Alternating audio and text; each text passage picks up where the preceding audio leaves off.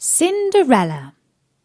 Hello everybody, my name is Natasha, and His Royal Highness Prince Bertie the Frog has commanded me to tell you the story of Cinderella. As you probably know, Bertie used to be a royal prince, but now he's a frog and lives on a pond. This morning I heard Sadie the Swan sigh and say, "You know, Bertie, in her heart, every girl dreams that one day she shall meet her handsome prince." "Well, they are just silly," interrupted Colin the Carp, who is a very grumpy fish. "Why can't they ever wish to meet a handsome carp? That's what I'd like to know." "Oh, Colin," said Sadie, "you have no idea." Well, to help Colin get a better idea of what really goes on in every girl's heart, I'm going to tell you and all the pond life a very famous fairy tale about a girl's wish that did come true. It's called Cinderella. Once upon a time, there was a gentleman who married for his second wife the proudest and most haughty woman there ever was. She had been married before and already had 2 daughters who were exactly like her in all things. He had likewise by his first wife a young daughter, but of unequalled goodness and sweetness of temper, which she took from her mother, who was the best creature in the world. This sweet little girl missed her mother, who had died, ever so much. No sooner was the wedding ceremony over than the new wife began to show herself in her true colours. She could not bear the goodness of the gentleman's pretty girl, and especially as she made her own daughters appear the more horrid. She made her do the meanest jobs in the house. The girl scoured the dishes and tables, and scrubbed the stepmother's bathroom and those of her daughters.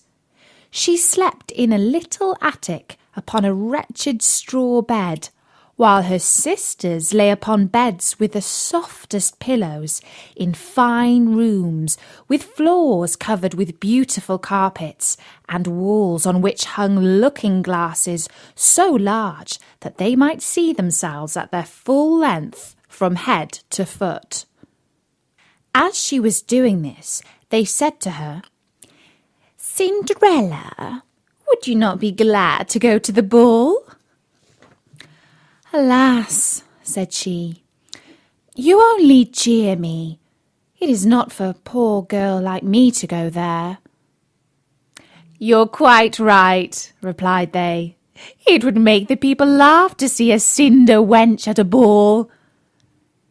Anyone but Cinderella would have dressed their heads all wrong, but she was very good and dressed them perfectly well. The step-sisters were almost 2 days without eating. So much were they thrilled and excited. They broke above a dozen corsets in trying to be laced up tightly so that they might have a fine, slender shape, and they were continually at their looking-glass. At last, the happy day came. They went to court, and Cinderella followed them with her eyes as long as she could, and when she had lost sight of them, she fell a-crying. Just then, her fairy godmother, who used to watch over her secretly, saw her all in tears, and appeared at her side, and asked her what was the matter. I wish I could. She was not able to speak the rest, being interrupted by her tears and sobbing. This fairy godmother of hers said to her, "You wish you could go to the ball, is it not so?" "Yes," cried Cinderella with a great sigh. Well, said her godmother, be but a good girl, and I will see that you shall go to the ball. Then she took her into her secret room and said to her, Run into the garden and bring me a pumpkin. Cinderella went immediately to gather the finest she could and brought it to her godmother, not being able to imagine how this pumpkin could make her go to the ball. Her godmother scooped out all the inside of the big vegetable, leaving nothing but the rind, which done, she struck it with her wand, and the pumpkin was instantly turned into a fine coach, gilded all over with gold. She then went to look into her mouse-trap, where she found 6 mice, all alive, and ordered Cinderella to lift up a little the trap-door. As each mouse went out, she gave it a little tap with her wand, and the mouse was that moment turned into a fine horse, which altogether made a very fine set of 6 horses of a beautiful mouse-coloured dapple grey. But they still needed a coachman. I will go and see, says Cinderella, if there is a rat in the rat trap. We may make a coachman of him. You're a smart one, replied her godmother. Go and look. Cinderella brought the trap to her, and in it there were 3 huge rats. The fairy made choice of one of the 3 which had the largest beard, and having touched him with her wand, he was turned into a fat, jolly coachman, who had the smartest whiskers eyes ever beheld. After that, she said to her, Go again into the garden, and you will find 6 lizards behind the watering pot. Bring them to me. She had no sooner done so, but her godmother turned them into 6 footmen, who skipped up immediately behind the coach, with their uniforms all bedaubed with gold and silver, and clung as close behind each other as if they had done nothing else their whole lives. The fairy then said to Cinderella, Well, you have here transport fit to take you to the ball. Are you not pleased with it? Oh, yes, cried she. But must I go there as I am in these nasty rags? Her godmother only just touched her with her wand, and at the same instant her clothes were turned into a cloth of gold and silver, all beset with jewels. This done, she gave her a pair of glass slippers, the prettiest in the whole world. Being thus decked out, she got up into her coach, but her godmother, above all things, commanded her not to stay till after midnight, telling her at the same time that if she stayed 1 moment longer, the coach would be a pumpkin again, her horses mice, her coachman a rat, her footmen lizards, and her clothes become just as they were before. She promised her godmother she would not fail of leaving the ball before midnight. Then off she went to the ball, scarce able to contain herself for joy. The king's son, who was told that a great princess whom nobody knew was to come, ran out to receive her. He gave her his hand as she alighted out of the coach, and led her into the ball amongst all the company. There was immediately a profound silence. The dancing stopped, and the violins ceased to play. So attentive was everyone to contemplate the singular beauty of the unknown newcomer. Nothing was then heard but a confused noise of, Ah, ha, how lovely she is! Ha, how lovely she is! The king himself, old as he was, could not help watching her, and telling the Queen softly that it was a long time since he had seen so beautiful and lovely a creature. All the ladies were busied in considering her clothes and headdress, that they might have some made the next day after in the same pattern, provided they could find such fine material and as able hands to make them.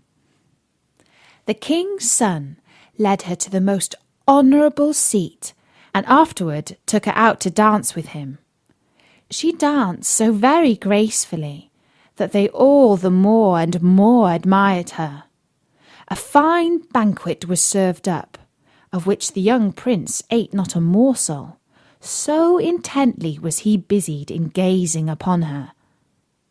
She went and sat down by her sisters, showing them 1,000 polite gestures, giving them part of the oranges and lemon blossoms which the prince had presented her with, which very much surprised them, for they did not recognise her.